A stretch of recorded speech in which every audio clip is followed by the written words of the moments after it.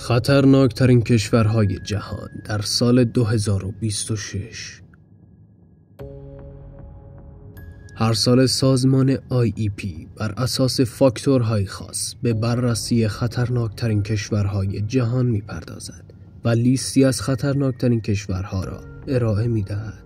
این شاخص با نام شاخص صلح جهانی یا GPI شناخته می‌شود که تمام کشورها را از نظر آرامش، خشونت، امنیت و تأثیرشان بر صلح جهانی بررسی و رتبه بندی می کند.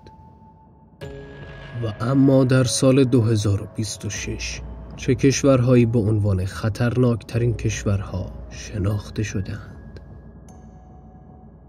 سلام، به کانال خودتون یعنی هرچیلند خوش آمدید.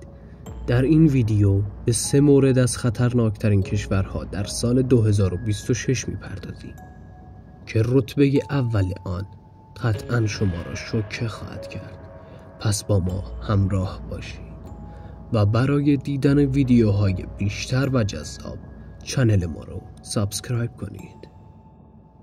بر اساس گزارش سازمان IEP در سال 2026 حدود 30% کشورها در وضعیت صلح و امنیت بالا، 40% کشورها در وضعیت صلح و امنیت متوسط و 30% کشورها در وضعیت امنیت پایین قرار دارند که حتی برای سفر نیز خطرناک محسوب می شوند.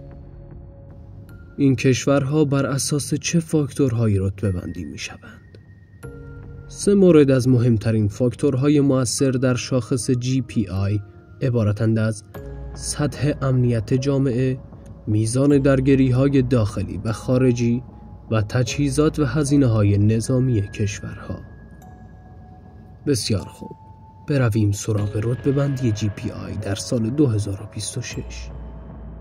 رتبه سوم از آن کشور سودان است، کشوری درگیر با جنگ داخلی، آوارگان بسیار و امنیت داخلی بسیار پایین.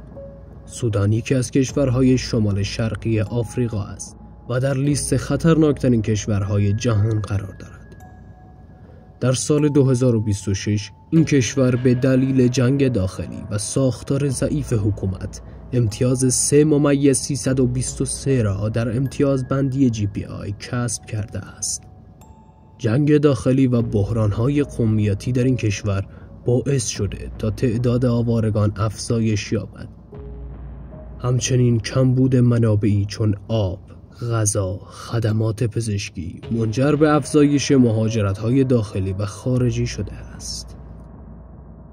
رتبه دوم را کشور اوکراین به خود تخصیص می‌دهد. کشوری در جنگ با روسیه، مرگ و میر بالا و زیر ساخت‌های آسیب دیده.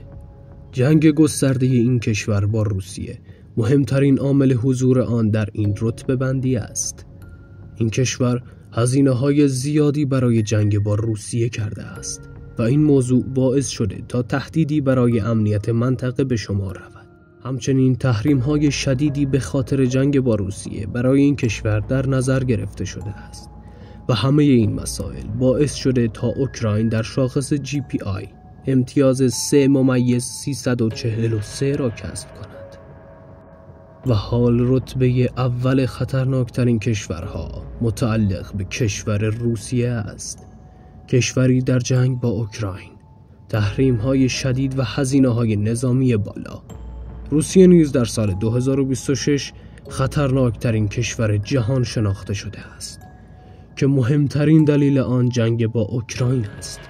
این جنگ باعث کاهش صلح جهانی شده و این موضوع امتیاز GPI را به 3.441 رسانده است. هزینه‌های نظامی بالا و تحریم شدن توسط بسیاری از کشورهای بزرگ در سراسر دنیا یکی دیگر از دلایلی است که روسیه را کشوری خطرناک ساخته است.